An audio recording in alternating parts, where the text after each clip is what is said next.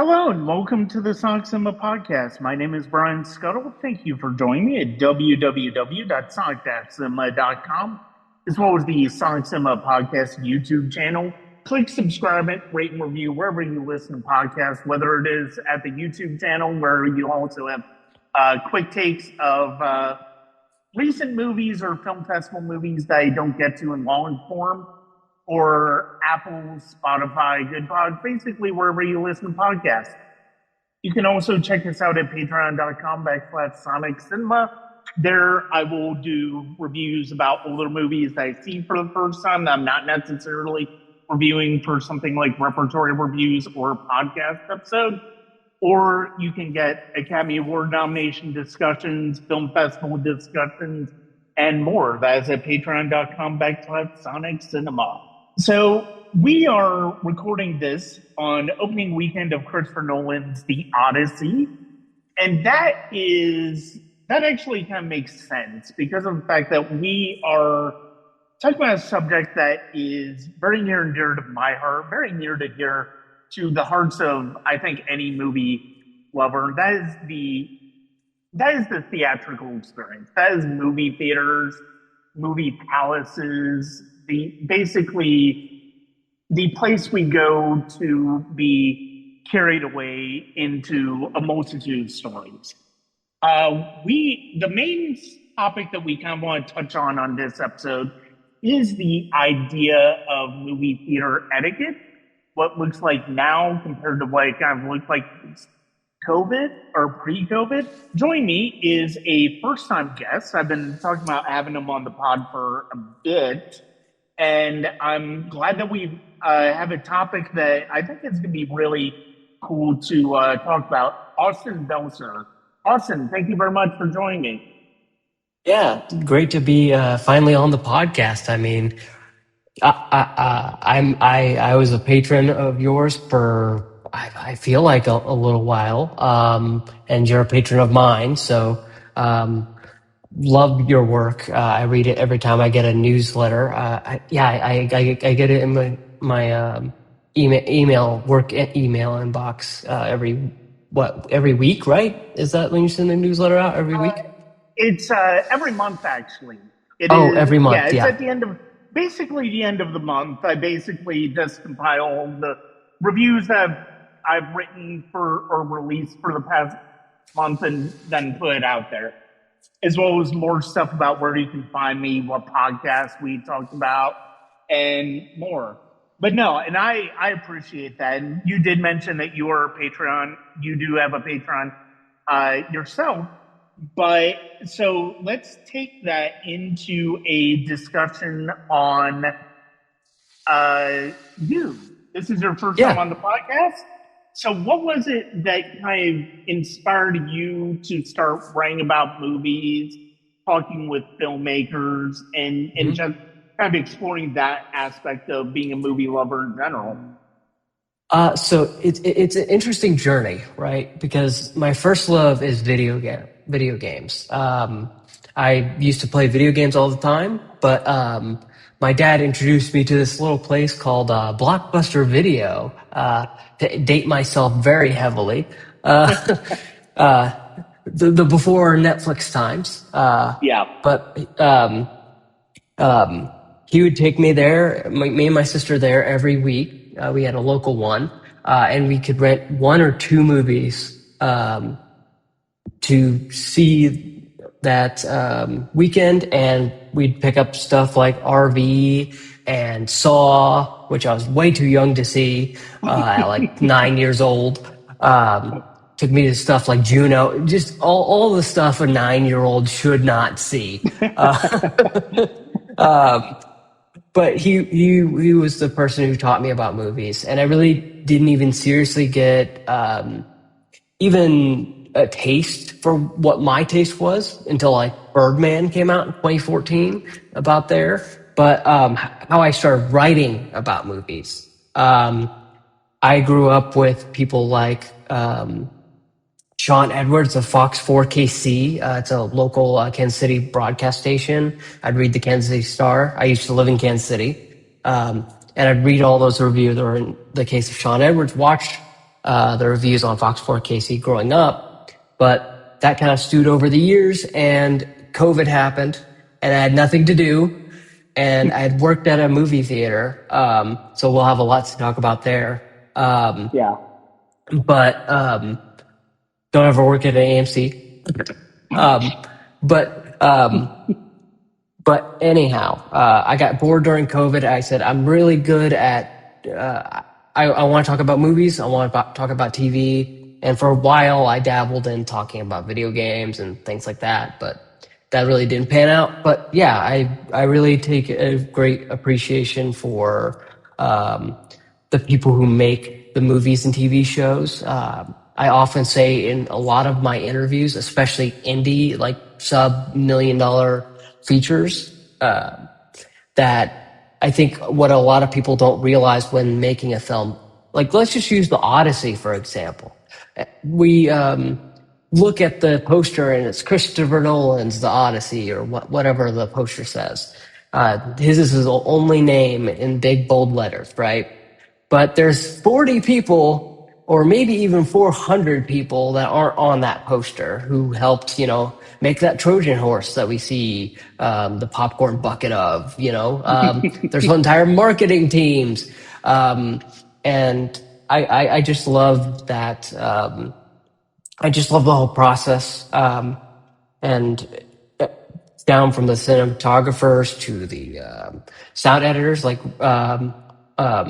talking about Mikkel E.G. Nelson from the Oscars. I interviewed him for Sound of Metal a few years back, and that was one of my favorite ones. But anyways, I feel like I'm rambling now, so I will cut myself off there before it becomes the entire podcast. So Oh, no, no worries. And look, let me just say, as someone who's Gen X, I'm no stranger to watching movies I was way too young to watch.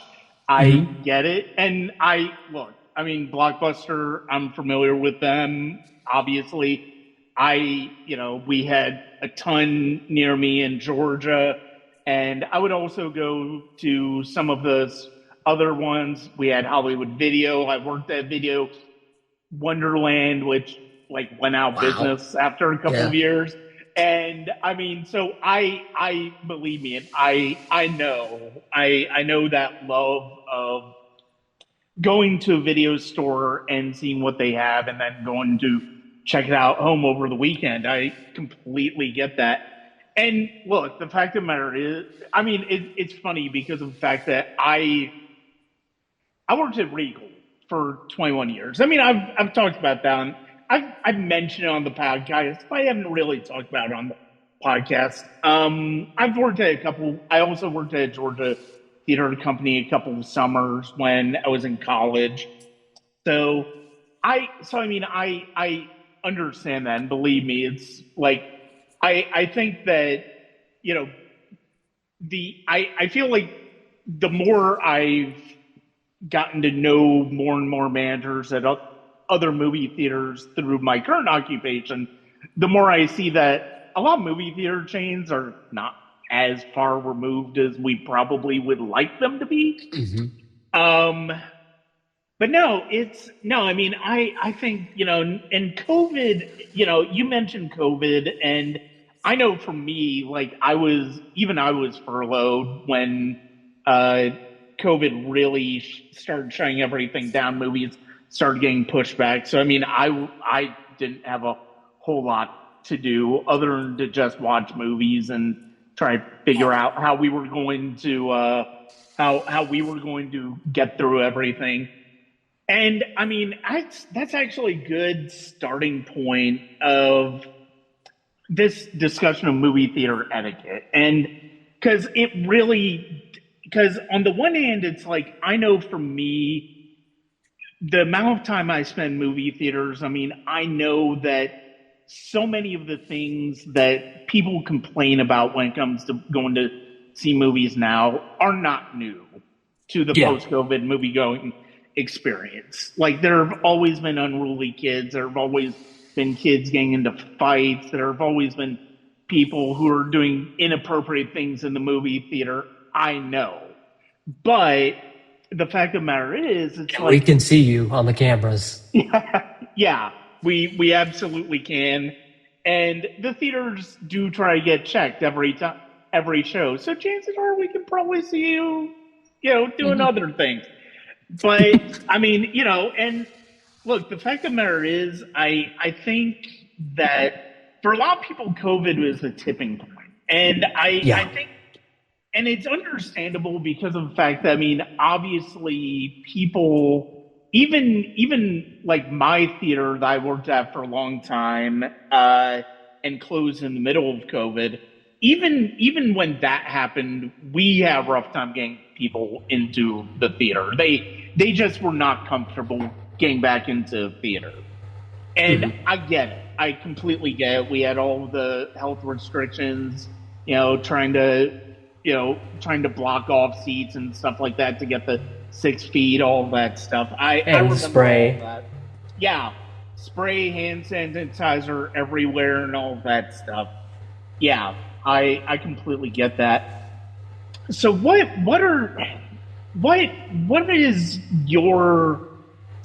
is your what was your impression, whether it's as a movie theater employee or just as a moviegoer pre-COVID? What do you feel? How do you feel about the typical theatrical experience?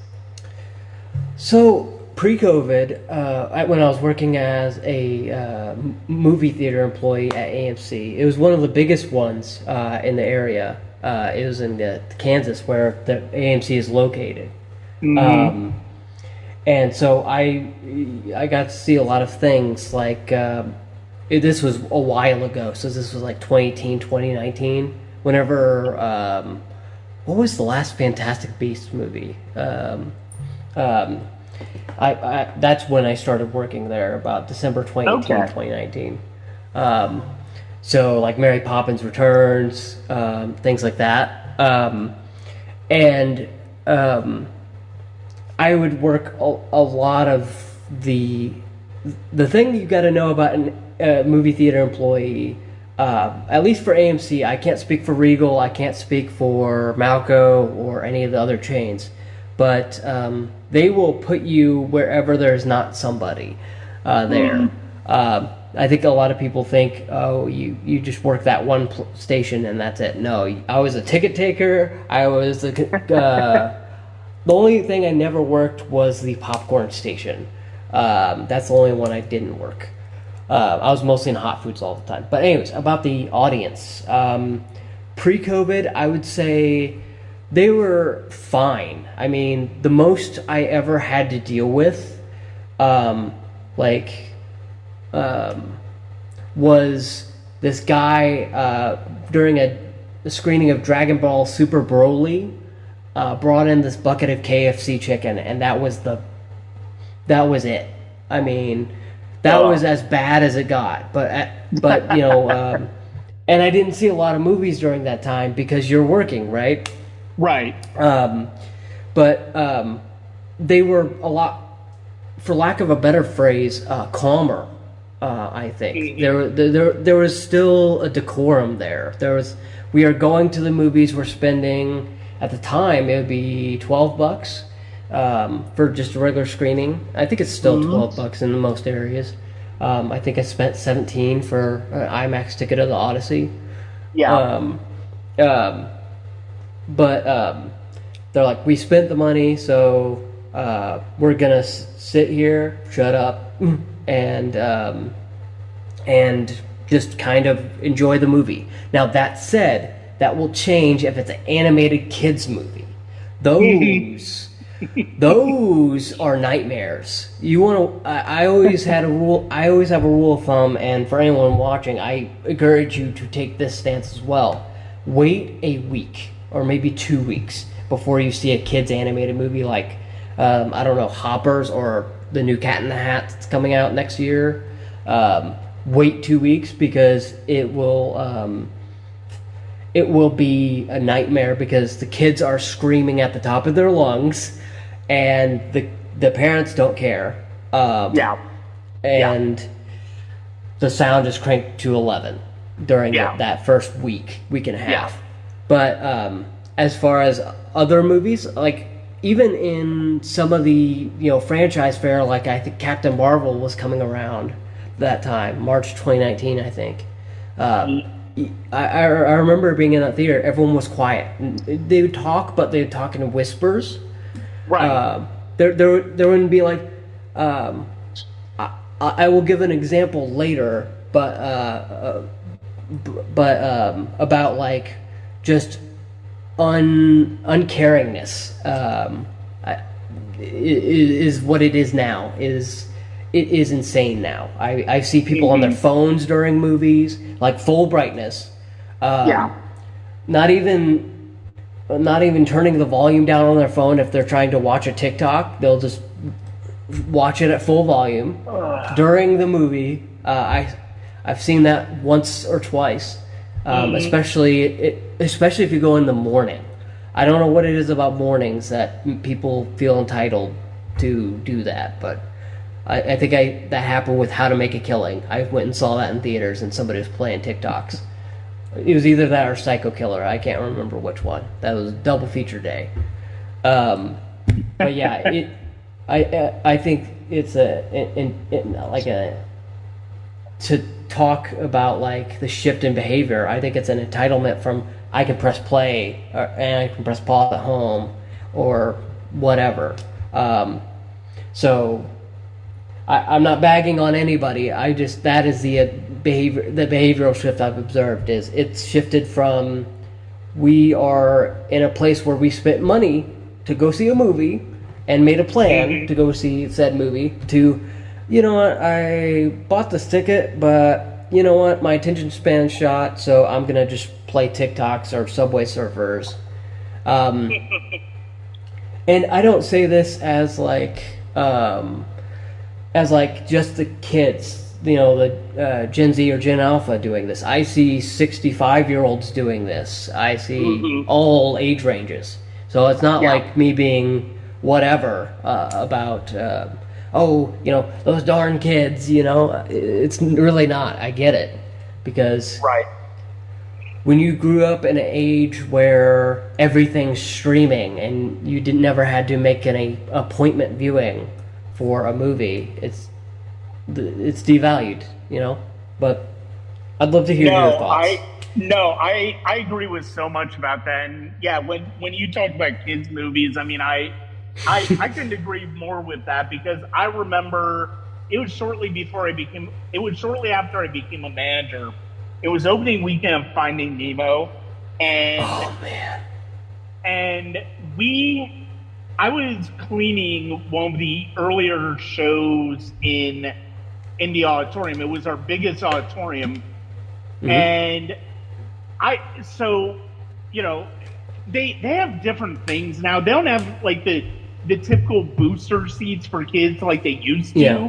They have like these little curved things. I mean, I guess they work just as well, but they don't have don't have the seats anymore like they used to. So, I mean, obviously one of the things about kids movies that you will find is they are messier auditoriums to clean, because nobody really takes their trash away. Popcorn gets thrown about, candy gets dropped, all this stuff. This one particular auditorium I remember vividly, because you saw all of the booster seats around on the floor of the auditorium, and it reminded me of the scene in Gone with the Wind where all of the soldiers are in the road, or in the streets, all the injured soldiers. And that's what came to mind when I had that moment during Finding Nemo. And it's like, what? Oh my God, this is insane. But yeah, I mean, that was a bit of culture shock, especially transitioning from employee to manager. And it's funny that you mentioned that you started shortly before the one of the Fantastic Beasts movies, which that would have been the Crimes of Grindelwald. Yeah, I actually was hired at Regal a couple of weeks before the first Harry Potter came out. Wow. Which shows my age. But I mean, Yeah, we're I just think showing I've our talked age about this. here. Yeah, I mean, I think I've talked about this age, and that was when Harry Potter was like the thing to do It was an event. before. Well, yeah, and it was also a while before its creator decided to come out as an enormous transphobe. Yeah. Um, but no, I remember that, and it's funny you had not worked the popcorn. I know 2 weeks into my time at Regal was opening night of Harry Potter and Sorcerer's Stone, and one of my managers, I was in concession at the time, and one of my managers basically put me in front of one of the side poppers we had, and Hmm. basically said, "Make sure this popper's always filled." Like Hmm. I just basically, I basically turned around on, had my eyes on the popper, just continuously making popcorn. I didn't Hmm. even pay attention to the lines that we had going on behind us and the rest of the concession stand. So it's like yeah, I mean, but that was, and the fact of the matter is, it's like that was an exciting time because of the fact that people were going to movies on a regular basis, Yeah. and you didn't have the lulls in business that you do now. Yeah. And you mentioned, and there was, even though, yeah, you would have the occasional issue that would pop up, certainly.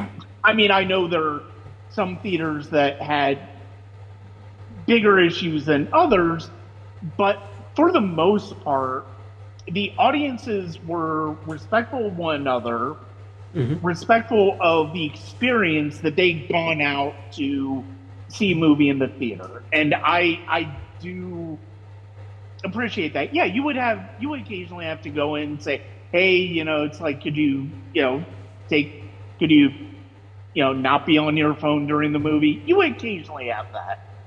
And Yeah. sometimes you would have to go in and take care of that. But the fact of the matter is, it's like, for the most part, people, they respected as much as they could the work the theater employees were doing to a certain extent.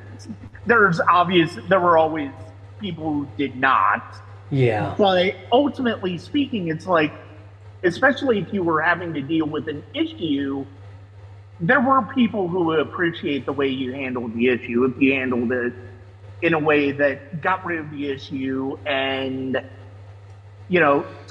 took care of things in a reasonable manner. Yeah, and you know, it's funny that did kind of sort of shift during my time, where Yeah, people were being a little bit more like less friendly. Um, where you'd ask them, "Hey, what movie are you seeing today? Are you seeing A Star Is Born? Are you seeing Can You Ever Forgive Me?" Or whatever they were watching, and it would just be like nothing. They would just not yeah, respond, um, and it's interesting. Because I remember when I used to go to the theater as a kid, you talk to the people and say, "Hey, do you got any recommendations? I'm going to see Pokemon the movie, mm-hmm. or Treasure Planet, or I don't know why I'm listing only animated movies, but you get the point. Like Yeah, yeah, yeah, there would be an interaction, there would be a back and forth. But you talk with somebody at Hot Foods. You talk with well, I would talk with people at Hot Foods, and I'd say, "Hey, what are you going to see today?" And they'd tell me, but they'd kind of be like, "Well, I'm seeing Captain Marvel," and then they'd just like look down at their phones and be like, "All right, gotta get it over here, cool." yeah. And can I make? I will take this time to make an impassioned plea for everyone going to an AMC theater. If you order that Bavarian pretzel, just know that AMC employee hates you because you will not eat it. I have cleaned it. I cannot. If I was a rich man, I would be a rich man if I could have $1 for every Bavarian pretzel that was stuffed underneath a seat that had one bite, one solitary bite. And for context, for the listeners at home, or watchers, or however you're consuming this podcast, it is a 5-pound pretzel. It is 5 pounds. It is not, the Auntie Anne's pretzel that you buy for $4.99, or even a super pretzel. It is 5 pounds. We have to go back to the freezer because it's not in our regular stock. It's in the freezer. We have to specifically go and get it, wipe it down with water, and then salt it manually. Just if you want pretzels, just get the pretzel bites. It's easy. And don't get the flatbreads. They're disgusting. It's funny that you mentioned the Bavarian pretzel, because when we went to go see Odyssey yesterday, my wife and I actually shared one of those. But we did finish it. Okay. We did finish it. Okay. We do try and make a point of actually finishing the food we eat. And that was the only thing we got, because we knew it was going to be huge.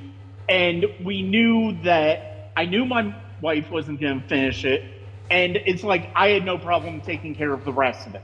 So, but yes, if the employee who was dealing with me yesterday during the Odyssey gave me a Bavarian pretzel, I apologize. But it was delicious. And it takes so long to make. It does, because you have to rub it down with water and salt, and then you have to cook it.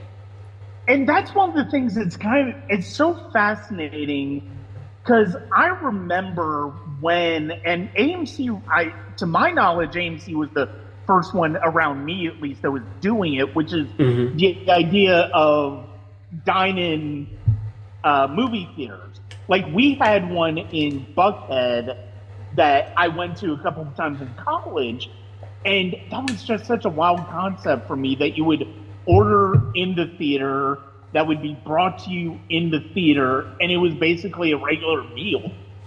And so many other, I know Marcus does this now. Malco. And okay, I've been to Malco's, but not as a patron, as somebody working on stuff at Malco Theater. But yeah, I mean, it's one of those things where it's like, it's so wild that, and look, the fact of the matter is, if you're getting hot food, if you're getting something brought to your theater, more often, those are the times, especially, be polite to the staff. I mean, be polite in general. Be polite in general, because look, the fact of the matter is, if you're a pain in the ass to an employee, the employee is going to tell other employees about you. We have a list. That's going to happen. That is going to happen. Let me just make that completely clear. Yeah. But at the same time, especially if you're dealing with the hot food, especially if they're cleaning a busy theater, just be patient. They will get to you when they get to you. And especially, and it's, I remember when we would just do popcorn, hot dogs, and drinks and candy. That was literally it. I remember that time too, and now we've got pistachios and flatbreads, and it's like, whoa. I will tell you, you made me think of something. The worst turnaround I ever had as a movie theater employee was glass. Wow. Because they would play that so much, because it was a new Shyamalan movie. So we had to clean out that theater in 15 minutes. Yeah. Same thing with Mary Poppins Returns, I believe. That was in the Dolby Cinema. We had that one of those. Because, again, we were one of the premier locations. We had the dine-in on the other half of the theater, which they always thought they were better than us, but that's another story for another time. You get to serve drinks. Ooh. But anyways, I did not like cleaning up that those theaters that have the quick turnarounds like Mary Poppins and Glass, because again, popcorn everywhere. With Mary Poppins Returns, somebody spilled like nacho cheese, and that's carpet, not concrete. Yeah. So we just had to leave it. So there's stuff like that. Even tile, that is a pain in the neck. Yeah, nacho because cheese, it's nacho viscous. cheese, butter. It's a pain in the neck to try to clean that, and it takes extra time. And we only have 30 minutes. Maybe 15 at the least. Yeah, I mean, and look, the fact of the matter is, it's like the fact of the matter is, just to give you a little bit of inside baseball here to people listening to the podcast, is opening weekend tends to be like you will get a set showtimes that you have to schedule something. Yeah. And you have, depending on how many prints you get, you use this as the main print, this and this. And so much of it basically is based on the showtimes in that 6 to 8 p.m. range, which is your prime sets. Yep. So basically, a little bit of inside baseball. Here's basically the way the showtimes work is opening weekend, you get a set showtimes. You'll basically work those based on the movie you get. And everything is revolving around the time from 6 p.m. to 8 p.m., which is basically your prime set. That is, chances are when you're going to get your most business, if more often than not on Friday and Saturday nights. Obviously, that can change depending on the type of movie. If it's a family movie, you can expect a bit earlier. But 6 days, chances are that's where you're going to do your most business. So now, after that, you have a little bit more flexibility depending on what the studio says. Like, if you have to run these showtimes for, say, the first couple weeks, then you do that. I know when we opened Force Awakens, that's what we had to do. And even though we didn't even need the early showtimes after Christmas because nobody was coming to those anymore. But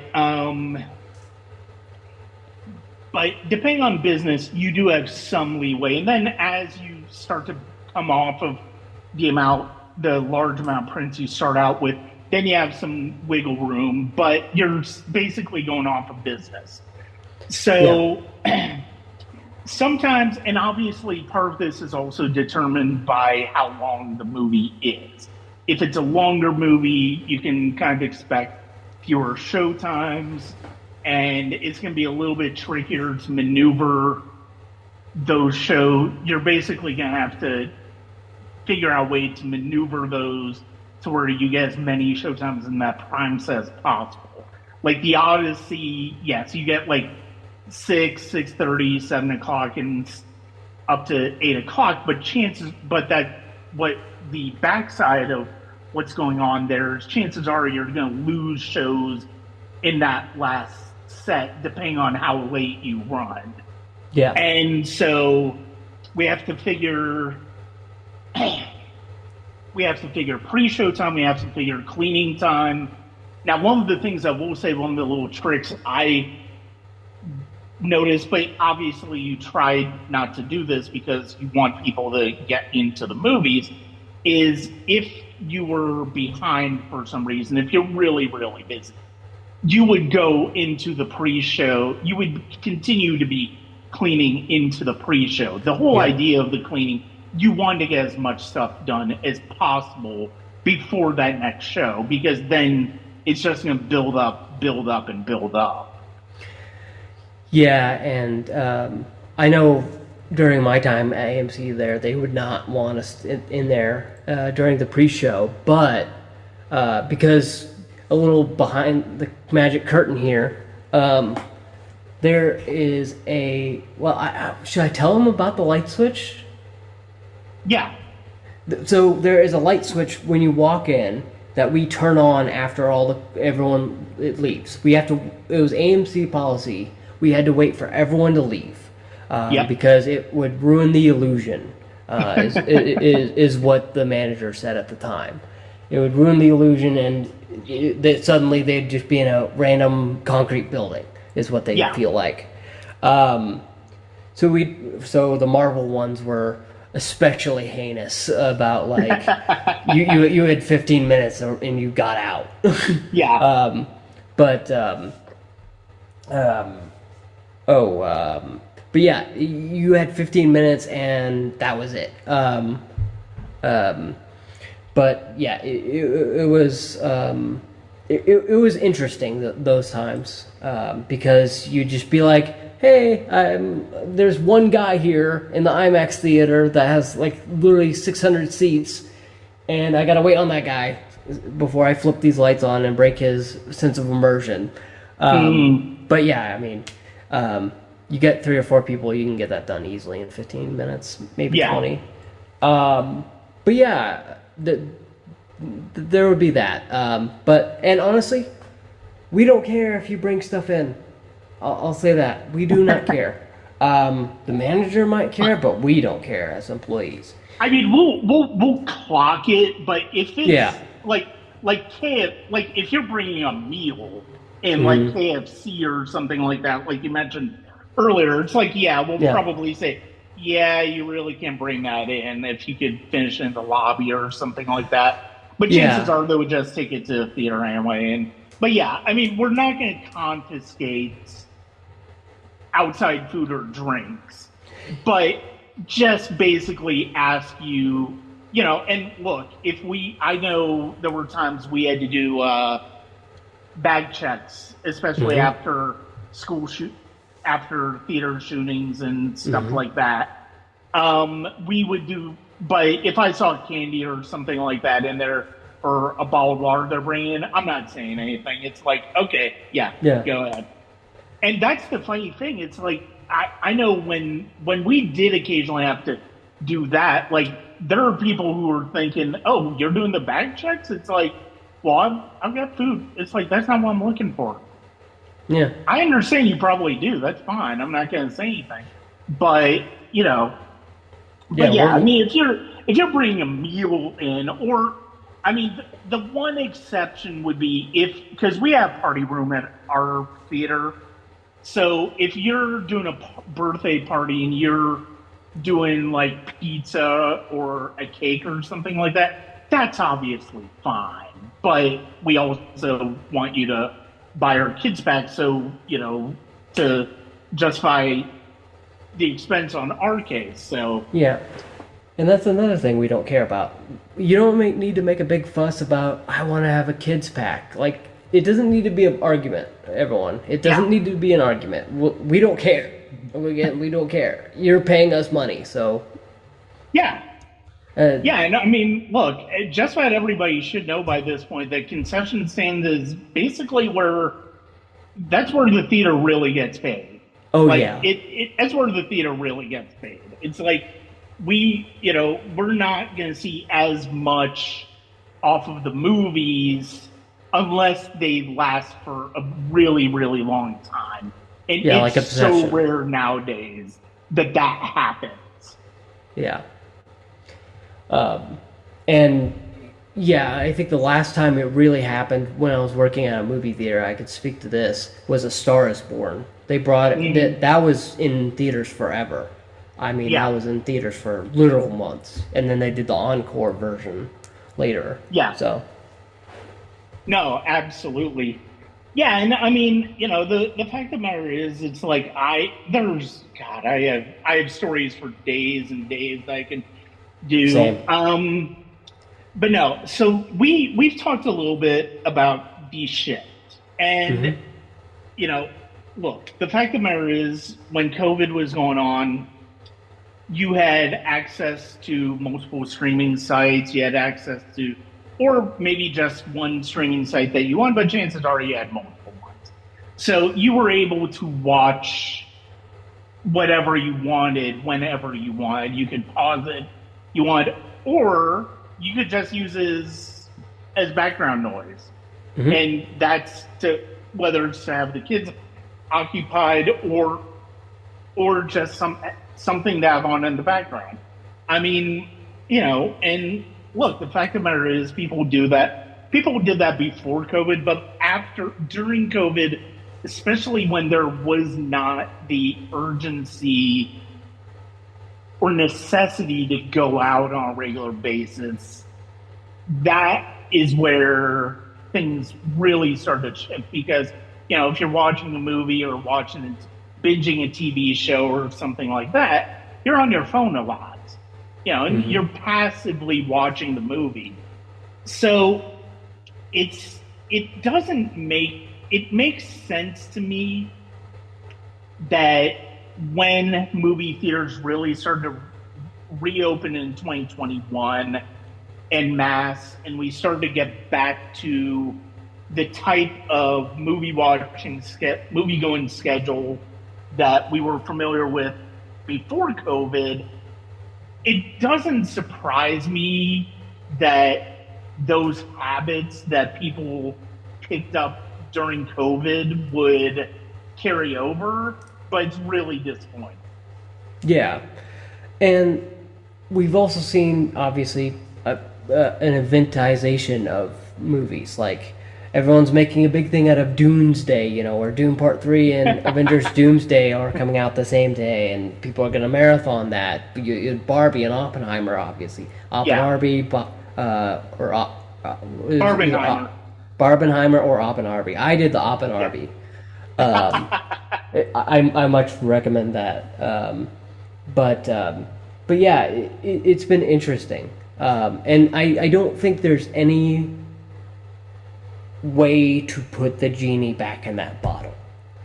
No, unfortunately, there really isn't. I mean, obviously, so many people would be like, "Oh, make sure you have people going into theaters every day." It's like, first of all, there are a lot of times where theaters are working in skeleton crews because they don't want to spend the payroll to have one person in box office, one person at concession, which sometimes is where you buy your tickets now.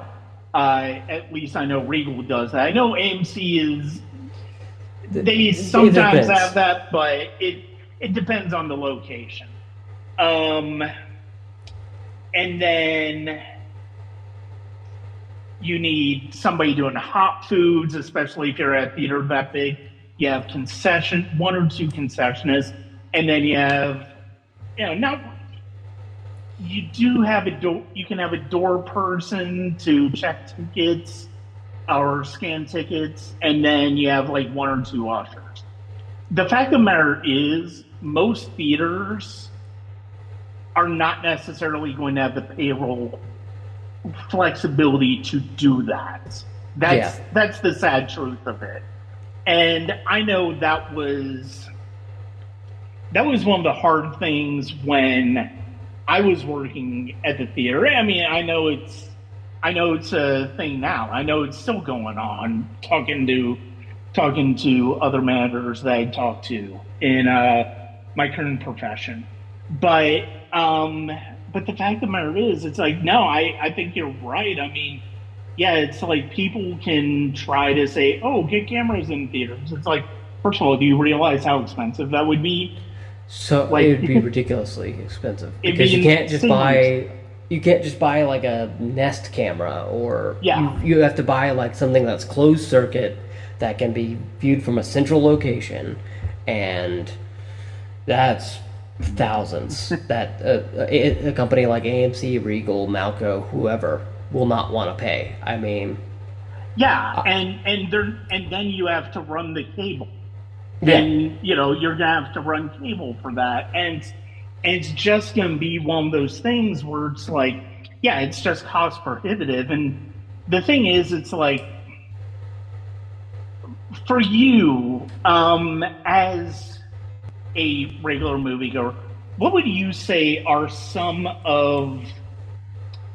I mean, I know I see complaints all the time on social media.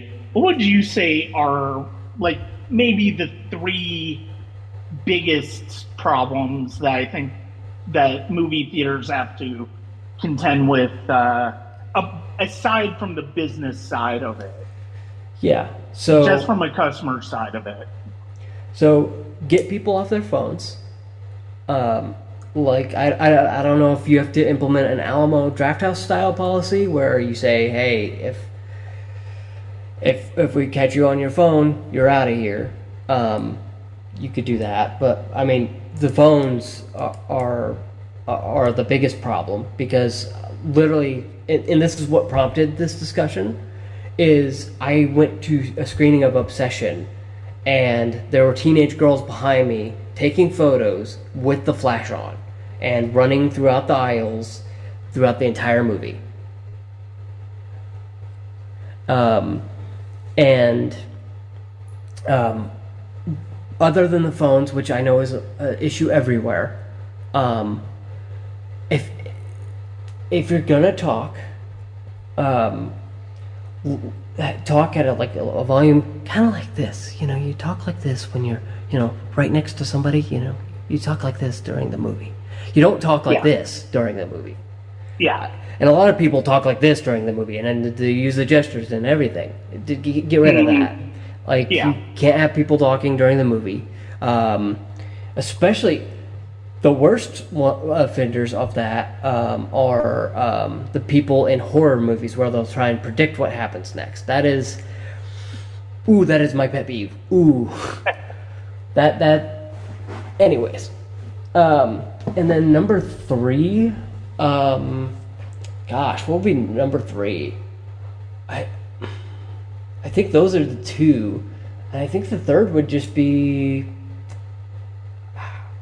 I think all of my problems are encompassed in those two. I can't really Yeah. find a third one other than just be respectful, like clean up after yourself, which I've always had that like motto for even before I used to work at a movie theater. I just pick up after yourself. I mean, it takes 5 seconds. Yeah, yeah. And I mean, look, even if, like, I know I have been to enough press screens to where, in the regular audiences there, where Yeah. the trash cans in the theater get like really, really high. So it's dangerous to just try and move those trash cans out. Yep. Um, if if you find if you find that those trash cans are too filled, um, just take your food with you and find a local nearby trash can because chances are there's going to be one, Yeah. especially by the movie theaters. Yeah, be respectful of the theater employees. They don't make nearly enough to put up with your bullshit. $8.75. I mean, even employees or managers, they don't make nearly enough to put up with their bullshit. They really don't. No, they don't. Yeah, it's like there's a level of entitlement when it comes to customers. I mean, look, there were entitled customers before COVID. There were, it's not a new to post COVID thing. It's just accelerated because you're so used to having things as soon as possible, and that's what you're expecting at every time, and that's just not the case. Look, the fact of the matter is, it's like I know one of the big complaints that customers have, and it's not unjustified, is the amount of ads in front of a movie. So let me just unpack this for a little bit because I have a little bit more experience having done projection, and then obviously now my current job where I'm working on projectors on a regular basis, and sometimes restoring pre-show is part of that. The fact of the matter is, the exhibitors need to be able to make money, and the way they do that is through ad revenue. And this is a way for them to add a little bit of ad revenue. So I get the complaints that ads go on way too long. I get that. I will say I do wish we got back to the point of trailers starting right at the actual listed start time. Mm-hmm. I think that, and that really should not be that difficult to do. It really isn't. I mean, especially with digital projection. But yeah, it's all in the queue. It's all in the queue. It's all in the queue. It's all in the way that it's all the way they schedule how many minutes of ads and stuff like that. And the thing is, it's like, look, I'm cognizant of that as somebody who used to be a manager. I know they're frustrating. Sometimes we don't have a choice. Like, we have specific trailers, we have people on specific movies. Personally, 6 or 7 trailers on a movie is excessive. Yeah. I would settle for 3 to 4 trailers per movie. I would be fine with that. I would be fine with that, and I think most people would be perfectly fine with that. You know, I know that obviously the studio that distributed the movies can have 1 or 2 titles on there, and then, you know, go with what's coming out next that might appeal to that audience. I know one of the things I did as somebody who built the playlist when I was at Regal is, as older trailers would come off, once we got to a certain point, those started coming off. If they was in theaters long enough, is I would have some fun. I would say, oh, hey, how about I'll put this trailer, you know, so it still has a couple of trailers, but I'll put this one on, you know, for people who are coming to this one, like a new trailer that wasn't out when the movie originally came out. But the fact of the matter is, it's like, look, the fact that, you know, and I don't necessarily, look, I don't want to necessarily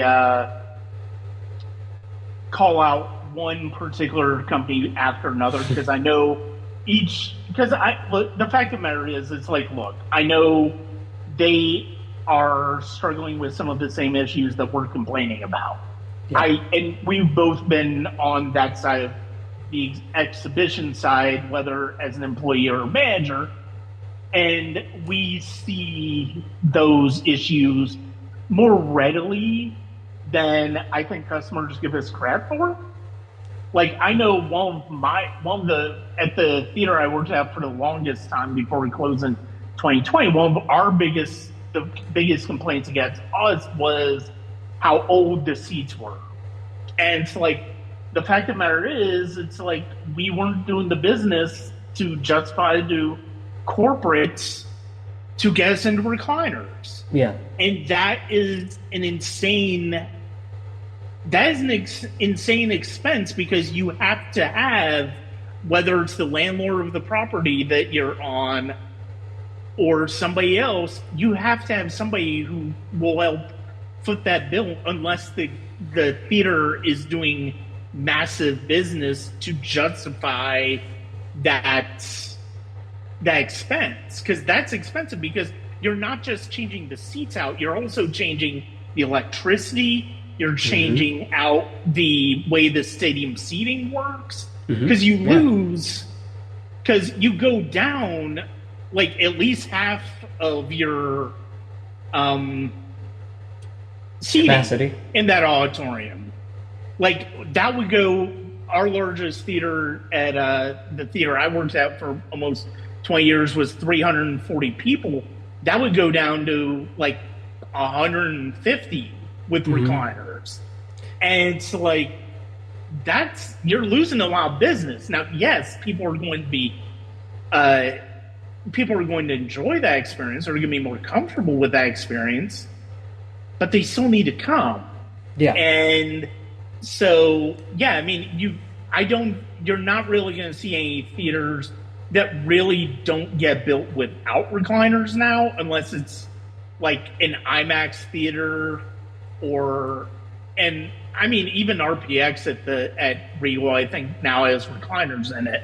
But like, I mean, I know Dolby Cinema. I was at Dolby Cinema yesterday for the Odyssey, and they had recliners in there. But the fact of the matter is, it's like you got to remember, all of this is expensive. Like Yeah. all of this stuff that people want from a lot of this stuff that people want from movie theaters is expensive. Yeah. I mean, it just is. And, we'll do what we can, but we can't make any promises. And chances are the employees have heard about before. Yeah. Like, to use a current example of like retrofits, I think, is it AMC that's either doing 4DX or RPX? Yeah. They're adding those, and people are like, "Why is my AMC not getting it?" It's because yours isn't doing the business. Because I mean, the 4DX things are ridiculously expensive. I wouldn't be surprised if they're $1,000 a seat. If not more. So you put 150 seats in there, you're out $150,000, and you have to charge, I'll just say, $20 per ticket to make that back. At least. Yeah. Same thing with 70 millimeter IMAX screenings of the Odyssey.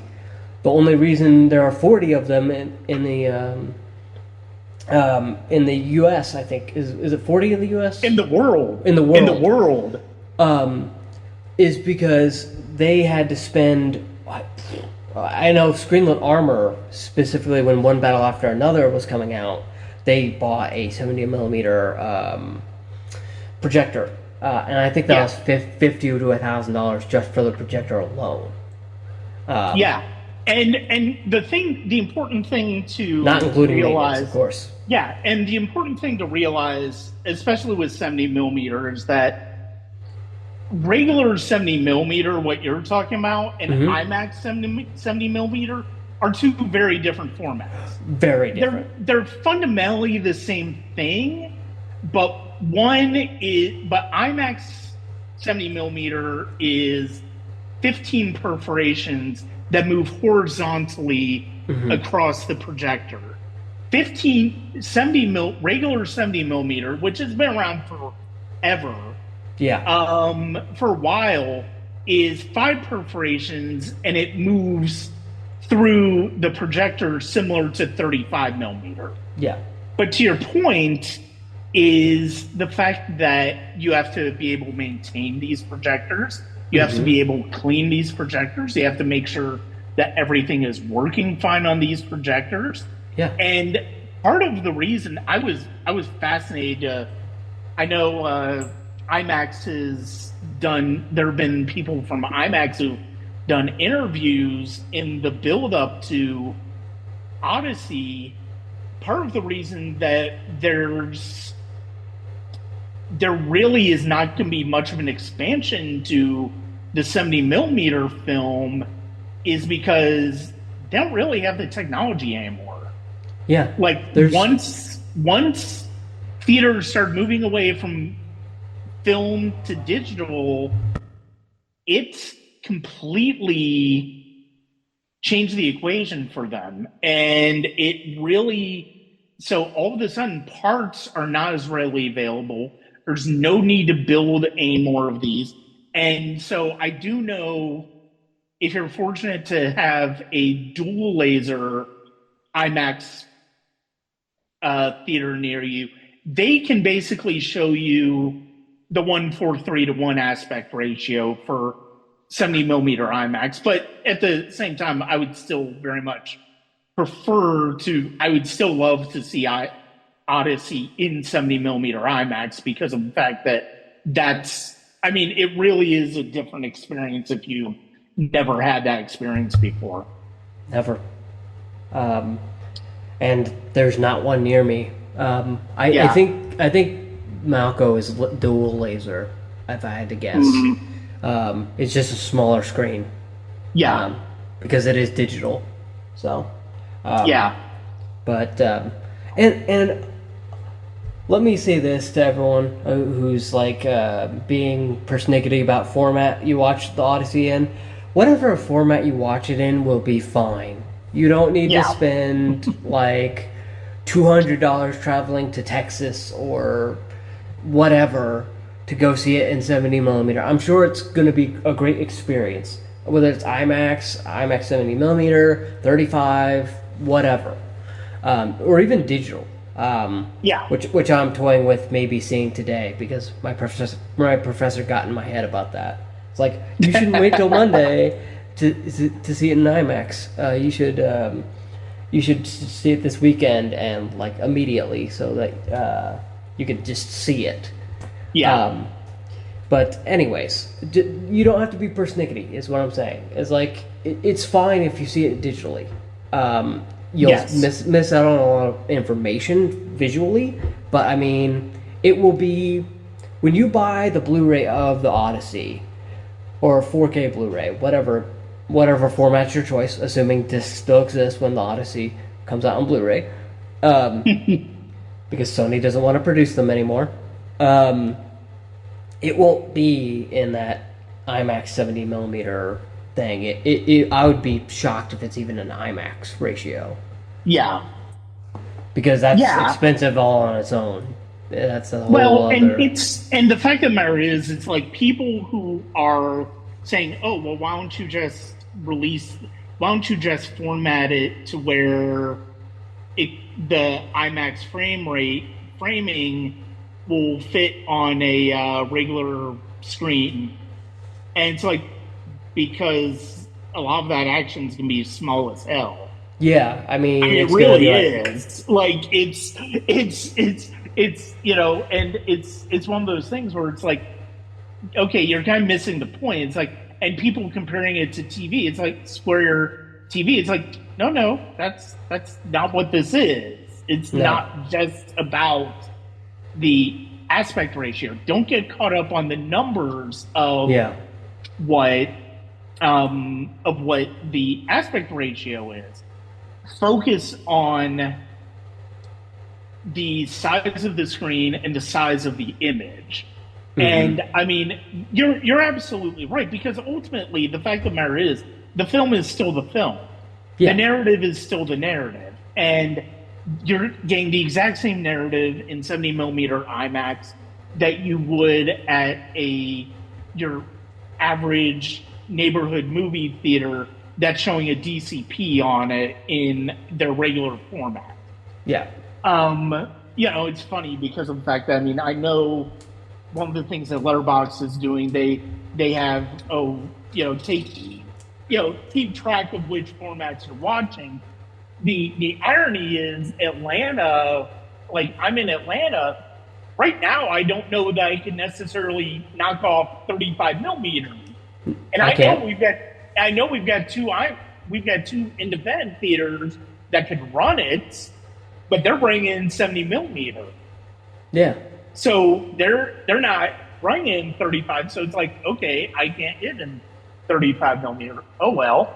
But yeah, yesterday we watched it for the first time. I missed my press screening on Monday.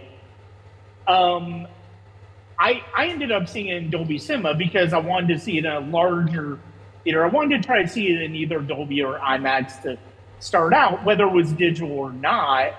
right. And the time they had for the first Dolby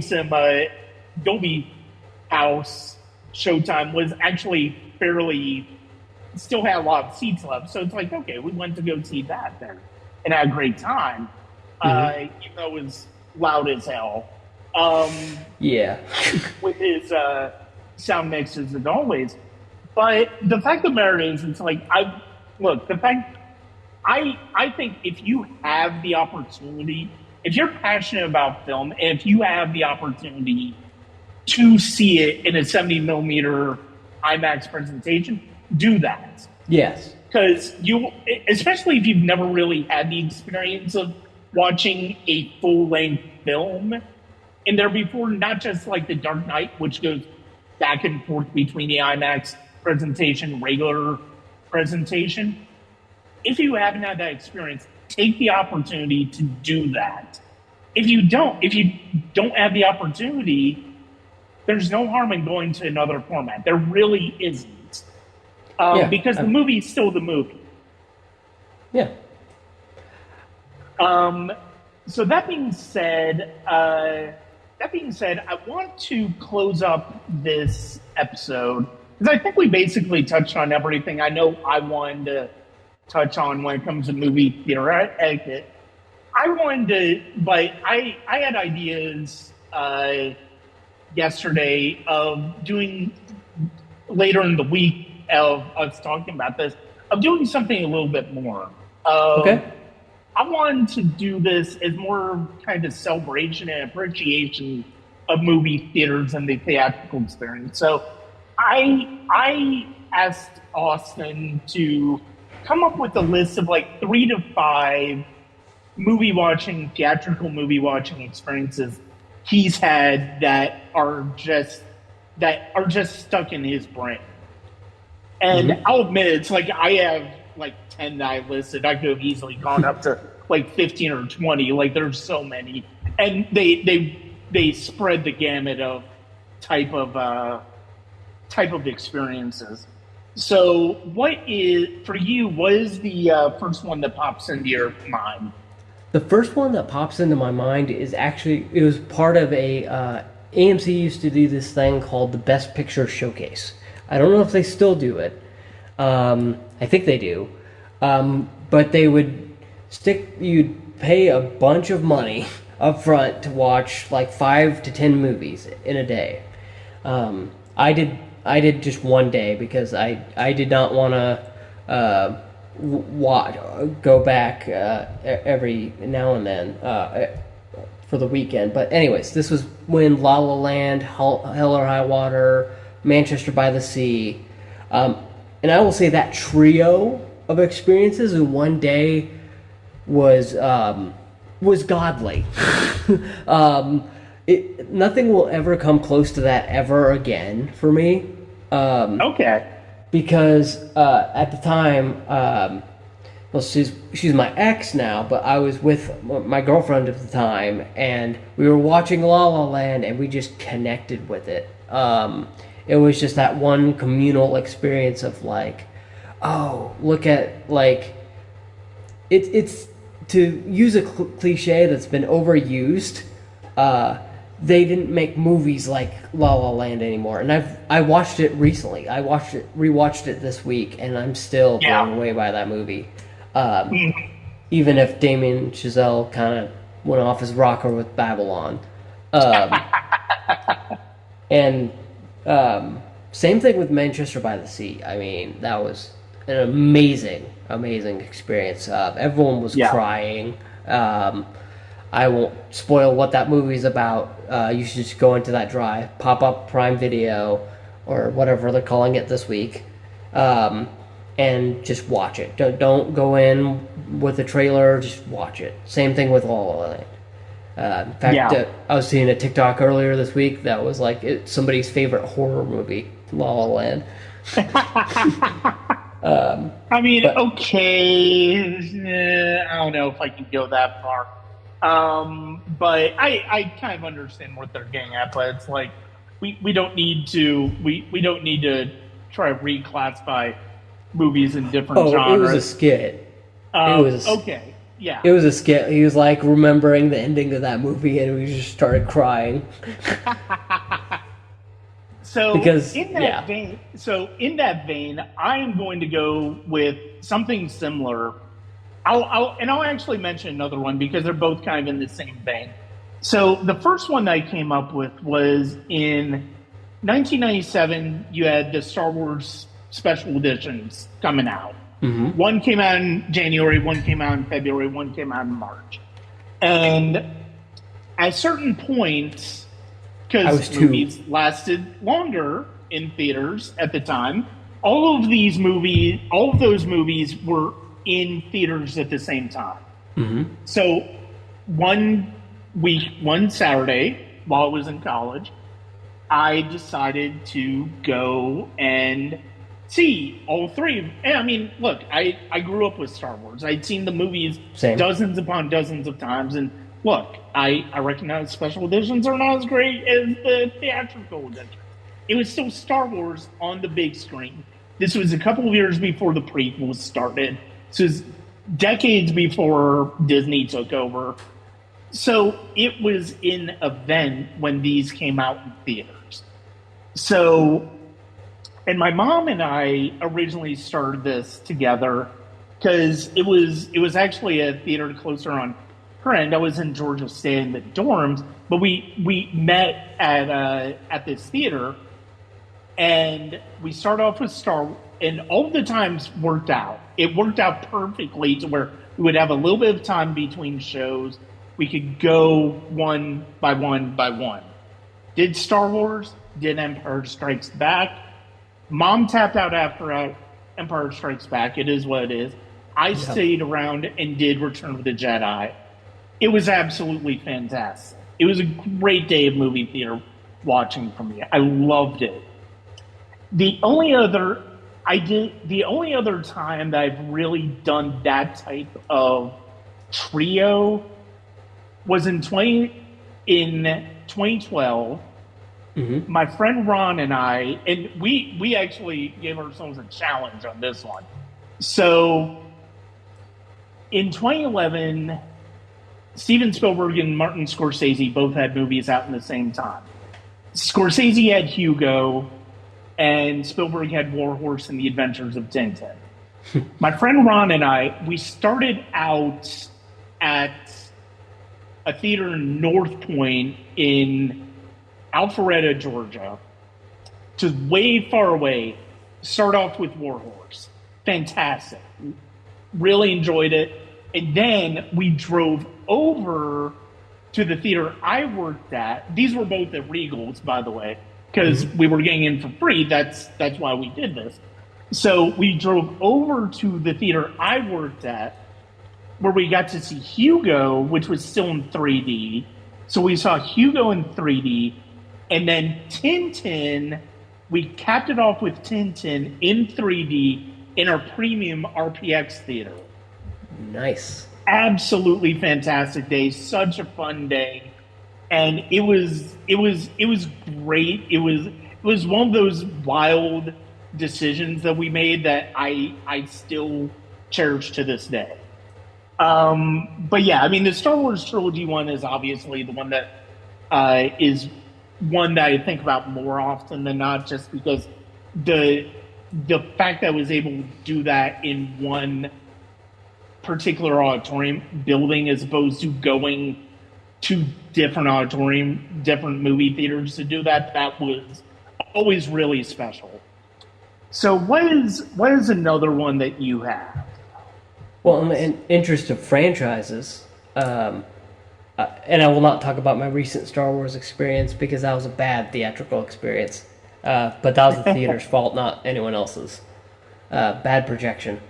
Yeah. But I will say another one that, while you were talking about the Star Wars special editions, that came into my mind was the Toy Story double feature they did in 2009. Do you remember that? Yep.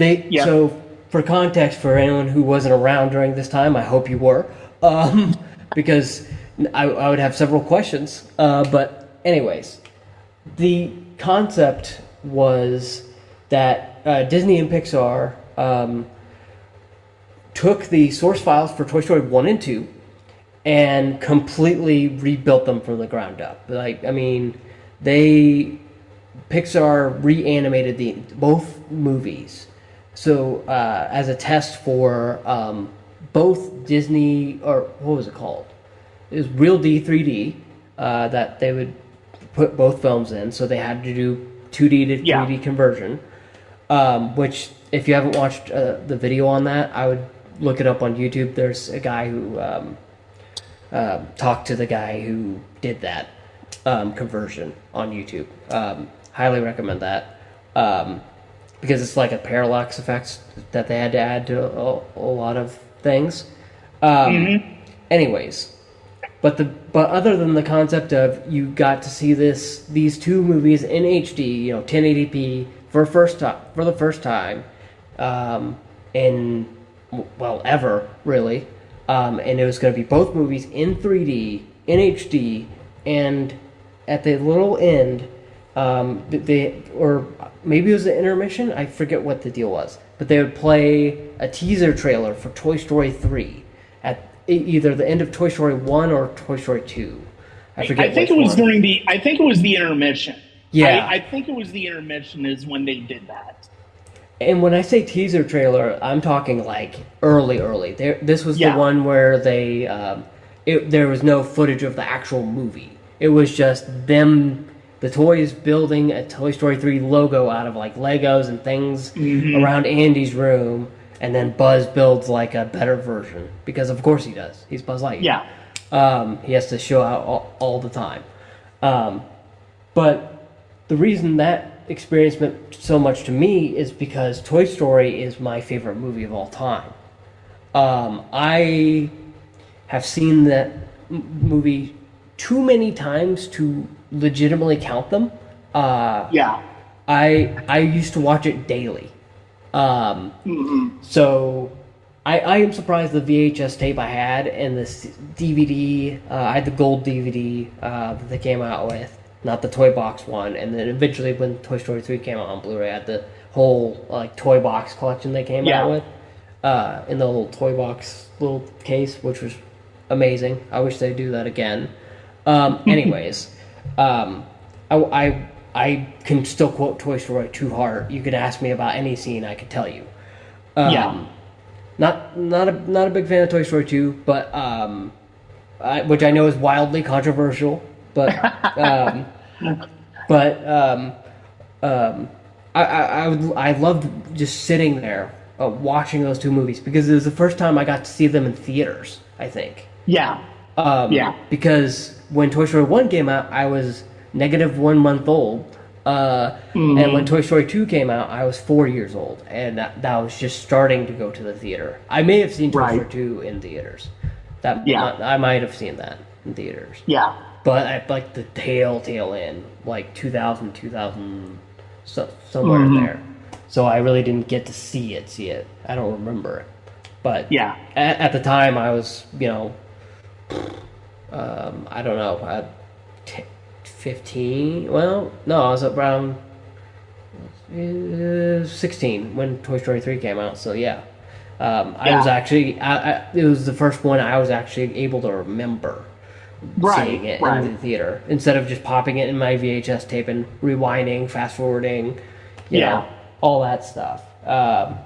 And it was fun to see it because I remember the one thing I still remember about seeing it in theaters, Toy Story 1 specifically, and Lee Unkrich had to go on Twitter at the time to debunk the whole thing. People were like, hey, we can see through Buzz's wings now. But that wasn't always a thing. That's crazy. There's so much detail in these toys now. And Lee Unkrich had to come out on Twitter that weekend and say, hey, no, you could always see through Buzz's wings in the original theatrical copy. It's just some of that detail was lost based on how much a theater played it. And the home transfers were famously not good. So that's another one. That's fantastic, and I do remember. Like I'm fortunate enough to have been able to see all of them in theaters. Like I was a teenager. I was a senior in high school when the first one came out, but I still really enjoyed it. I was when I was starting to really get into movies, really start falling in love with movies, and the Toy Story franchise, and Pixar in general, just won me over completely. So I'm going to, and I remember that double feature, and I thought that was a terrific way to get people excited for the prospect of Toy Story 3 the next year. Was to have those re-released, because that was one of the things that Disney was, because they'd done Nightmare Before Christmas that way too, where they had converted it to 3D, and honestly, really good post-conversion of. I mean, animation has always been very. If I am going to watch something in animation in 3D, by and large, it's going to be an animated film, because I do think computer animation just look, you can do, it's very easy to get 3D to work with the images. And I've had some fantastic experiences with computer animated films in 3D. I mean, that Toy Story 2 double feature Up that year was amazing. And How it Train wasn't Your showing. Dragon next year was amazing. Yeah. It wasn't like, ooh, we're putting it right in front of your face. Ooh, we're pulling Oh, back. yeah. It wasn't that. No, it was just I like mean, little things. Like, but when they do that close up of Buzz when he's about to fly, you just see his wing kind of pop out of the screen a little bit. yeah. No, that's a great one, and yeah, I mean, I remember when that came out. We were still in our kind of infancy at the theater. When it came to digital projection, we only had a handful of projectors, so we hadn't quite fully converted over. It would be until 2011 when we would have full digital conversion. So my next one, I'm going to kind of follow in the Disney vein in terms of experiences that were just unlike anything I'd ever experienced. So I am very fortunate in Georgia that now granted it's still about an hour and a half away. We probably have one of the first true IMAX theaters in a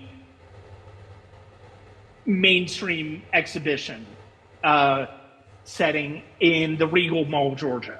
IMAX was true IMAX, and the first movie I saw there was Fantasia 2000, which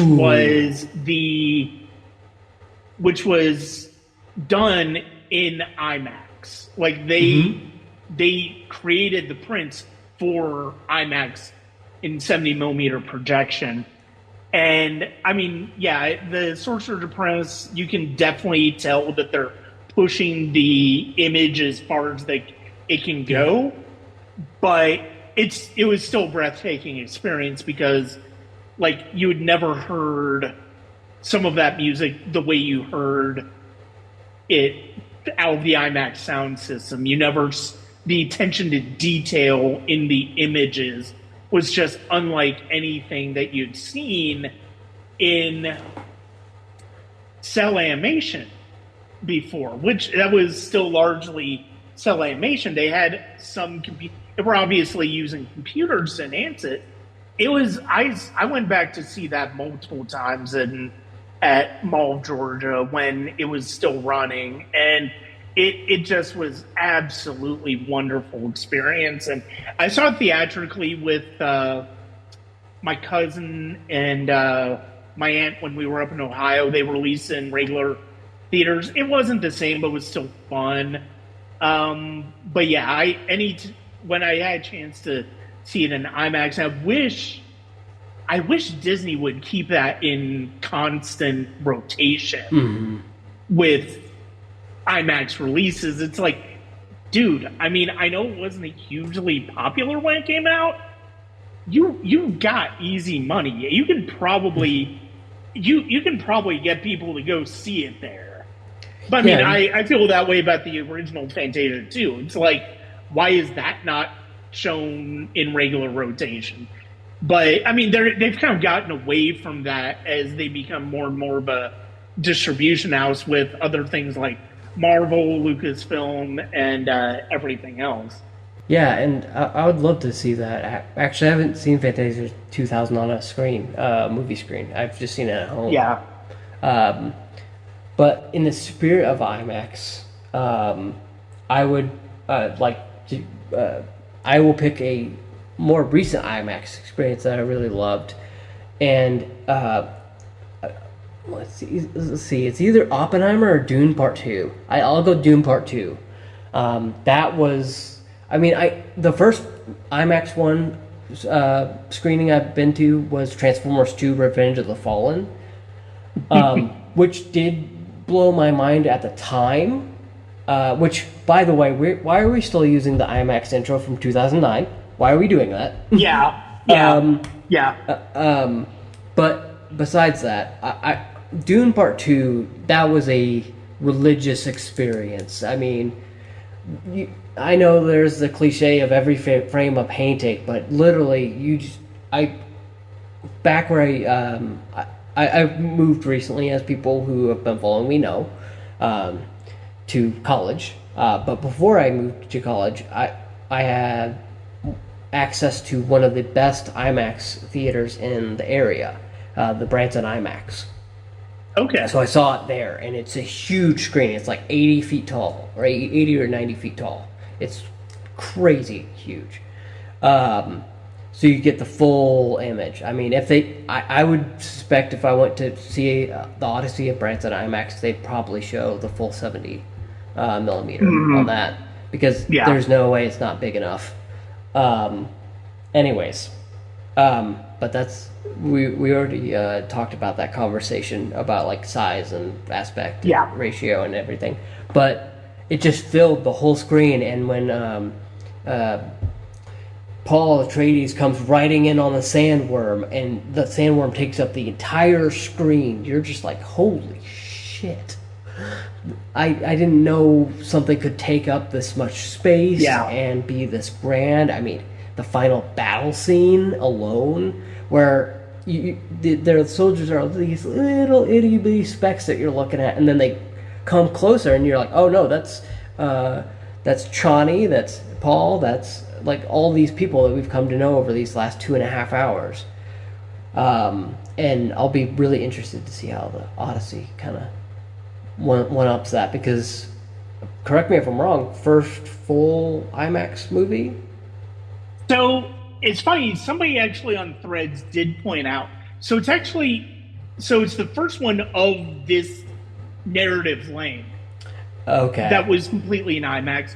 There was a film that was about 40-50 minutes that was typical IMAX length at the time, called Wings of Courage, made in 1995. That is a narrative feature, was made for IMAX 3D.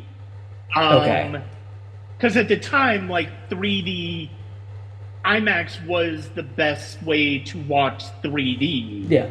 Because of how all the visual information. I think so Oppenheimer. Avatar 2. I think that's what we did. No, it was Dolby 3D that we did for Avatar 2 press screening. Yeah. I mean, I saw Fire and Ash in Dolby Cinemas 3D, and I thought it was pretty good. I'm still not a huge fan of the high frame rate that Cameron wants to implement. And I mean, there's a reason that I haven't really caught on with a lot of other people. No, I mean, I will be honest, I haven't seen either of the Dunes in IMAX. I definitely want to make a point of trying to do that for part 3. Just because of the fact that, I mean, I know he's used the IMAX formatting for all of those. So going in that vein, we're going to move off of IMAX for my next one, and we're going to go back to 70 millimeter, which, as I mentioned earlier, it's 5 perforations, goes up and down in the projector. So one of the experiences I've always heard was an experience you need to see is David Lean's Lawrence of Arabia in theatrically. Because obviously on TV, on video, or DVD or Blu-ray, it's not the same. Yeah.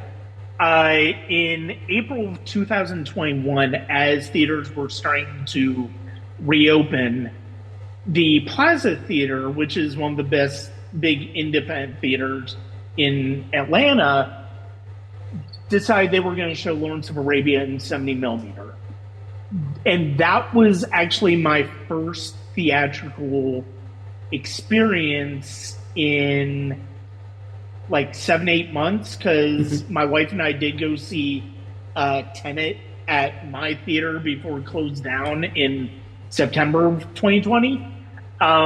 So that was my first theatrical experience, really coming out of COVID, and it was it was a breathtaking experience. And I love one of the things I love about film, especially watching older films on film, is you can see the scratches, you can see the wear and tear on the prints, and yeah, it's like if it was a new movie, it'd be annoying, but because it's a movie that has been around for a while and has been through a lot of experience, that's I love being able to see that in a print. And also a few years ago, the plaza also showed, I think it was a 35 millimeter presentation of John Woo's Hard Boiled, which I'd never seen theatrically, and was just absolutely amazing. Just such a fantastic experience. If you have those type of repertory screens near you and have the opportunity to see something in film, take the chance to do it. It's just an experience it's truly an experience you will not forget. Yeah, I can't say I had the same experience of coming back from COVID. The first movie seeing I saw there was not. The less I say about that movie and the movie I saw before theaters closed down is um, the less said about those two movies, the better. But I will say my best post-COVID movie was obviously that, and this is technically is a tie-in to one of the movies releasing at the end of the month. Spider-Man: No Way Home was one of the most. I mean, I know I'm using this phrase a lot this podcast, but it felt unworldly. So I've seen all the Spider-Man movies with my mom. Yeah. All the Star Wars movies, all the Spider-Man movies, all the Toy Story movies. That's the rules. Except for Far From Home, I had to watch that without mom. But I mean, I think we caught up with it later or something like that. Same thing with I think Rogue One. But anyways, that's beside the point. Right. We watched No Way Home in IMAX opening night, I believe. You still had to wear masks and everything, so Yeah. There was a lot of kind of nervousness in the theater, because even though it was December, and people had kind of already started coming back regularly to the movie theater, it still wasn't there yet. I mean, we're still kind of a little bit just starting to get back to the movie theaters as of last summer. This when we really saw a return like we did pre-COVID. But anyways, all that enchilada to say, we go see Spider-Man: No Way Home. Green Goblin's back. Alfred Molina's Doc Ock is back. All your favorite characters, all your nostalgia bait. That Marvel likes to use these days. But it was just the first time since COVID that you'd had that communal experience of going to a movie. Yeah. Where everyone was just losing their minds. Spoilers, I guess. When Daredevil shows up, when Green Goblin puts on his armor for the first time and talks to himself in that alley, and when Tobey Maguire and Andrew Garfield come into that movie, I mean, I could have felt the roof blast off that place when that happened. Yeah. I mean, because the thing was, there were the leaks, but nobody knew. They just thought, oh, well, maybe Tobey Maguire and Andrew Garfield are going to be in this because this deals with the multiverse, and we've seen some materials that make it look like there's maybe 3 Spider-Men in this movie. So it was just a fantastic experience of just wow, we're back at the movies for the first time. In what, months? Maybe a year? Mm-hmm. Because even even that Sundance that year, that was only online.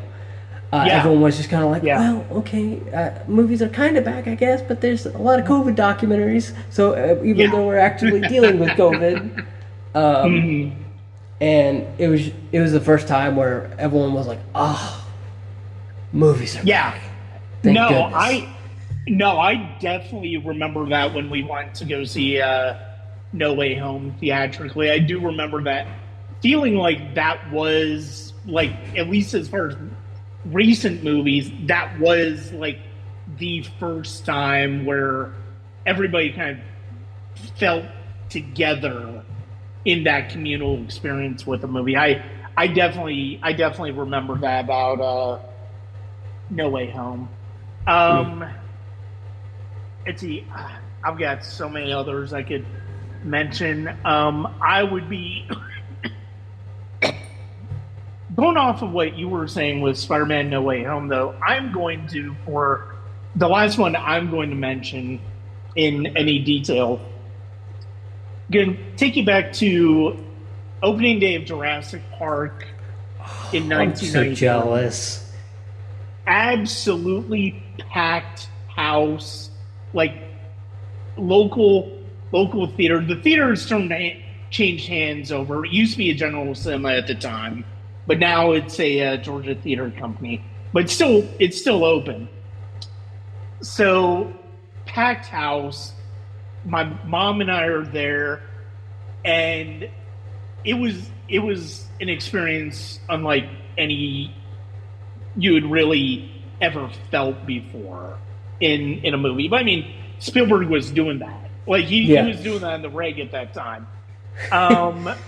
And the reason I want to bring up this experience, I think I've talked about it in the past, is during the kitchen scene with the raptors. Nobody was saying a word. Everybody was just on edge.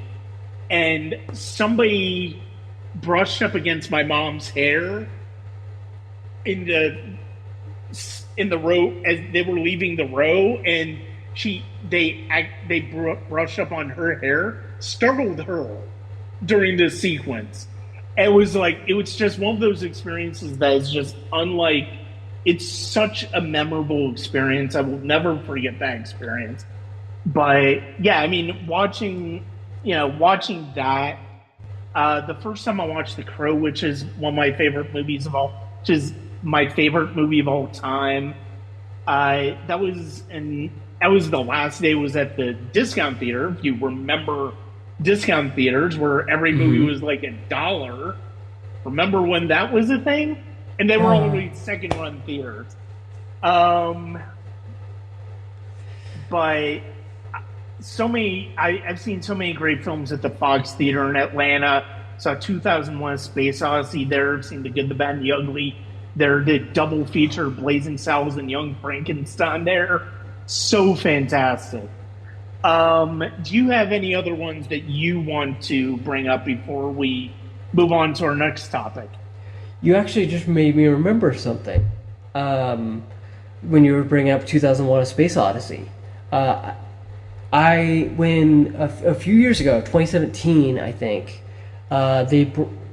the studio brought back Close Encounters of the Third Kind to movie theaters for an anniversary. Yeah, I had never seen it, but AMC was playing it in Dolby Cinema, and I think they're playing. I don't know if they're projecting it on film. Probably not, but man, seeing that on the screen, because I mean, granted, I had not seen this movie before. Like with 2001, I'd seen that at home before, but I'd never seen Close Encounters, so I didn't know what to expect. The mashed potatoes, the whole thing, and it was just me and my mom. I don't think it was a particularly packed theater, which was strange for such a culturally important movie. And I just remember watching it, and I'm like, holy shit, this is what I think it's the only movie from the 70s I've seen in the theater. And I was just like, oh shit, you could see all the grain, you could see all of the imperfections. And Yeah. it, granted, you don't see that stuff anymore because it's back when I started going to the theaters for the first time. You had stuff where it was Social Network, where you had a digital image. It was clean. Yeah. It was perfect. It was like this, except for with less buffering, because Yeah. you're in the theater, and there is no quality settings. But yeah, just seeing that for the first time, I can't explain it other than it was just captivating. It was, you were locked in on the big screen, not the tiny one. I mean, granted, I know a lot of people watch movies on their phones. No shade about that. I used to do that on the bus all the time, going to Yeah. work. But it was an experience where I'm like, okay, you've got the best sound because it's Dolby Atmos. You've got 4K projection. Well, actually, dual 4K projection because they just upgraded it at the time. It was like one of those showcase pieces where it's like, this is how movies can look. I wish I had gotten that experience with One Battle After Another, even though I don't like that movie. That still would have been something I would have loved to have just been like, oh shit, we're shooting on Panavision again. We're shooting on film again. Yeah. Yeah. No, exactly. And I remember that re-release of Close Encounters. I watched it with my friend Ron in our RPX theater. We were showing it, and no, it was my first time seeing it theatrically, and it's not one of my favorite Spielbergs, but it's such an experience. Now that I'm more familiar with that movie, I love it a lot more. But yeah, that was just such a fantastic experience seeing it theatrically during that year because I do remember that re-release. So we're going to go away from individual movie watching experiences. We're going to close out this discussion with listing a few of our favorite movie theaters. These are movies, for me, I'm listing theaters that I remember having very fond memories of, and whether they're still around or not. And I will go ahead and start. And the first one I am going to start with is the Regal Town Center 16 in Kennesaw, Georgia. That is where I spent most of my time with Regal from November 2001 to September 2020 when they closed. And it's where I met my wife, actually. It's where I met Meredith. Nice. And it's where I met some of the best friends I've ever met. That experience, I was a few months out of college at the time. I was still struggling to find work in what I had majored in, so I just put in for movie theater, and the rest, as they say, is history. I got to run in projection, both 35 millimeter and digital. I got to do basically a little bit of everything at that theater. It's funny. So the theater was actually used to be a Stories theater that only had 12 screens. That was the theater. That Stories theater was the one that I did the all-day Star Wars special edition viewing. And that's where my friend Ron and we went to go see Hugo and the Adventures of Tintin at during that screen extravaganza. It was a wonderful experience. I know there are some videos that I've seen of people flying drones, and there are people going into the building. It's still up. And just kind of seeing what it is now. It's sad to see, and it was just that will always be a home for me as a movie theater. It always will be. I'll always look at my time very fondly on that. Yeah, so gosh, I had a lot of movie theaters I went to when I got my first job. Let's see. I'm gonna go with a theater that isn't around anymore, and it hurts my heart that it's not around anymore. It's a Cinemark. It was a Cinemark Palace at the Plaza in Kansas City, Missouri. Um, and the reason I loved it is it was cheap. It was $10 a ticket, but that was my home. Like I would take a bus from my job to Cinemark directly. Like if there was anything to see, whether it was Pop Star Never Stopping, Captain America: Civil War. Um, did I watch Blair Witch? I don't know if I watched Blair Witch in theaters. 2016. Um, uh, but I watched Don't Breathe there. Gosh, Jungle Book I walked out of. Neighbors 2. Jungle Book 2016, not the animated one. Um, Yeah, yeah. I walked out of Jungle Book. That's uh, I hated that movie, but it had like 16 theaters. It was $10 a ticket. It didn't have any premium theaters because of it, because it was in a mall basically. Yeah. Um, um, but yeah, I love that theater. I think about that theater every year during awards Mhm. season because um, they would be the ones who would play the Amazon movies that other places wouldn't. Uh, Right. so you could literally just spend all day in there, and the it got to the point where people knew my name there, but but I had to stop going because they would say, "Oh, hey, you can't bring a bag in here," so I had to stop going because it's like Hmm. you come from work, you've got your like all your stuff, so Yeah. yeah. Yeah. No, I get that.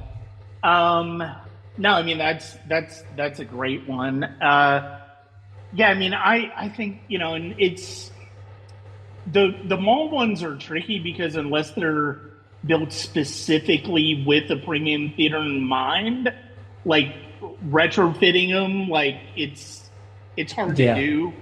Obviously, you're not going to get as nearly as big a screen. I mean, we're very fortunate in Atlanta, where Mall of Georgia was built with IMAX in mind. That was the intention. So yeah, we were very fortunate about that.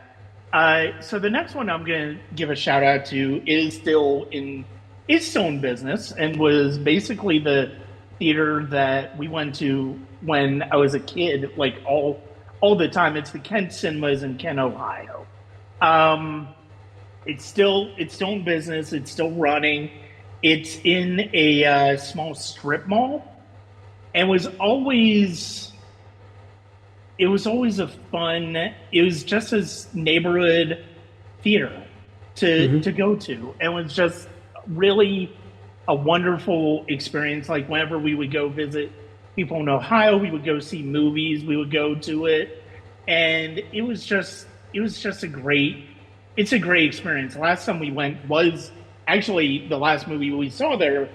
My wife and I, we saw Dune Part One there because we were in Ohio at the time, and it was just it's just such a wonderful small little theater. I mean, whether it's got premium uh, theaters or not, it's just it feels like a nice place to watch a movie, and Yeah. they've upheld it really well.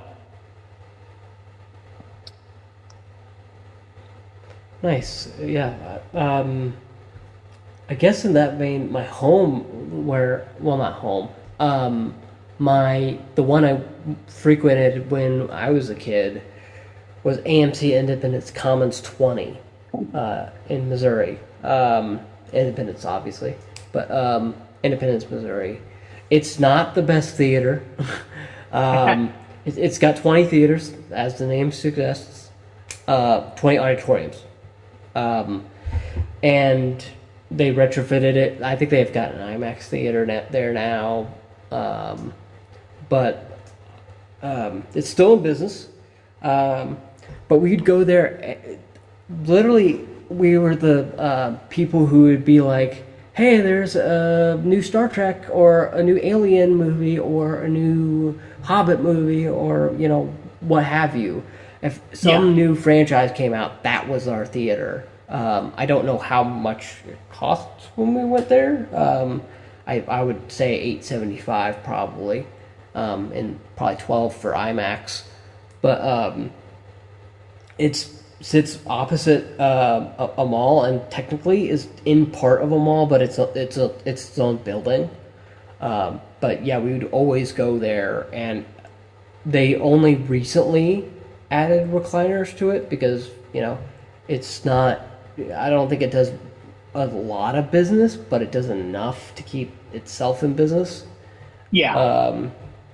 So I mean, it does well enough, but I mean, I guarantee you, if I was to go out and go there today, I would see a theater in disrepair. But yeah, because they don't take care of it. I mean, they used to have like a Jurassic Park arcade thing, that little thing in there, and now it's just like.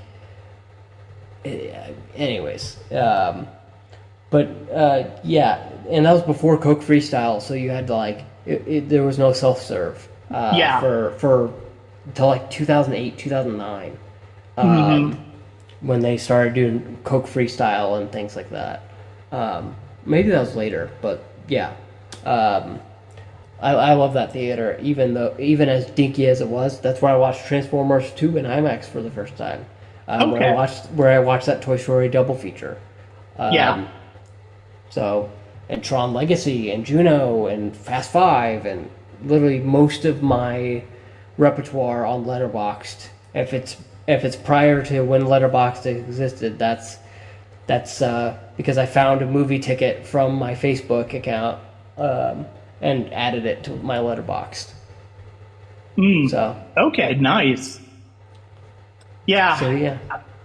No, that's nice. I love hearing about those type of experiences. I think the third one I'm going to bring up, the last one I think I'll bring up is one that I talked about earlier when we were talking about movie watching experiences, is the Plaza Theater in downtown Atlanta.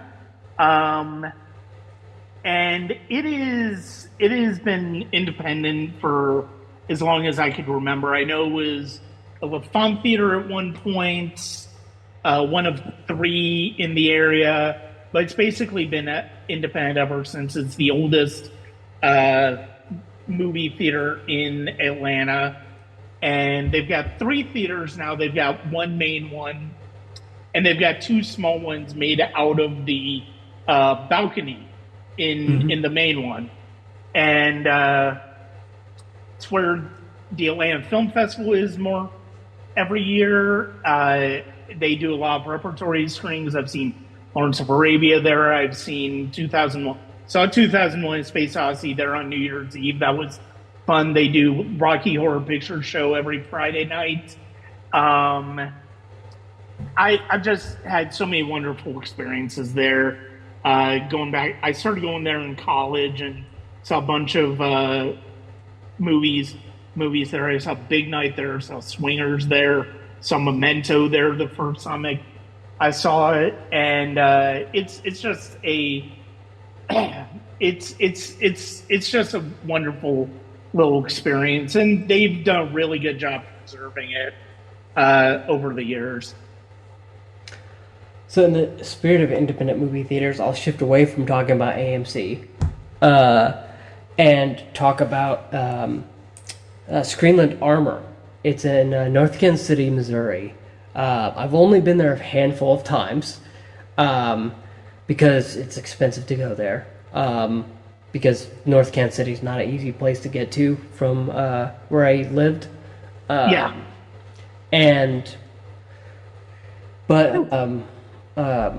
But what I do, I've seen 2001: A Space Odyssey there. I had a press screening of Glass Onion at Screenland Armor.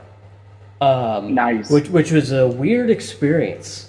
because it basically was like pressing play on a Netflix stream, but whatever. Yeah. Because you could tell it wasn't formatted correctly. Anyways, um, um, what else? What else did I see there? They used to have a second location called Tapcade, but they got rid of it.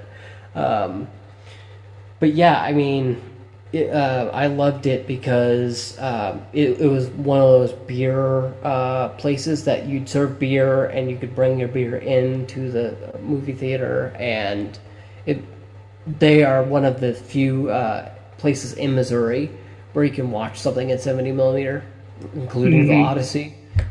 They do a great job uh, of being in the community. I know the Kansas City Film Festival happens there, and sometimes they'll host the Kansas City Film Critics Circle meetings there. And yeah, it's just a great theater. Okay, that's excellent. That's excellent. Well, Austin, thank you very much for joining me today. And before we You're welcome. wrap up, where can people find you online? Yeah, people can find me at Austin B Media.